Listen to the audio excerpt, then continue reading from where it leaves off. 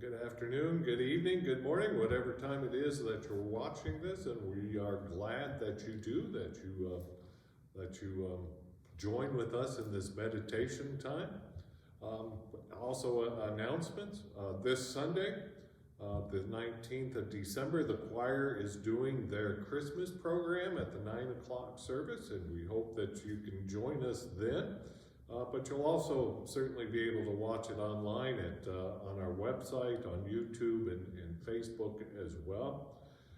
And then next Tuesday on the 21st, we are also going to have a longest night service, and that starts at 7 o'clock in the garden room.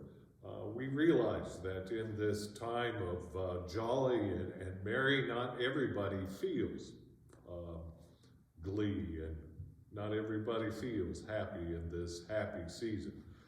So this is a service, the longest night service is a chance for us to get together to name that and to live into that, recognize that, but also find God in the midst of that longest night.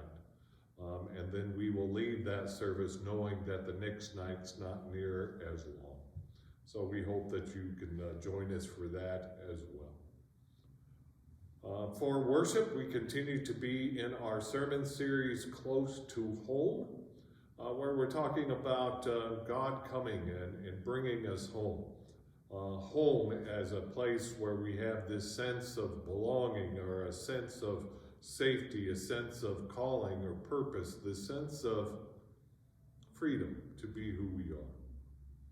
We've talked a little bit about homesickness. We talked about the foundation that God gives us.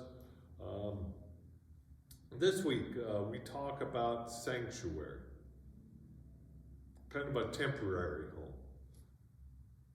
home. And in the gospel reading of Luke in the first chapter, starting about verse 39, Mary had just found out from Gabriel, or has agreed with Gabriel to carry a child. And then in verse 39, we read where she left in haste to go be with Elizabeth. Mary needed a safe haven. She needed a safe spot. She needed a sanctuary where she could figure things out. She needed companionship. She needed some courage. She needed wisdom to help her deal with what was going on in her life. Just think about being an unwed teen, right? And the gossip that surrounds you, the family that surrounds you, the community that surrounds you, with all their questions and innuendos. She needed a different place to be. And so she found Elizabeth, and she found her sanctuary. For me, I would define a sanctuary as this: as a place where God's love flows freely and abundantly.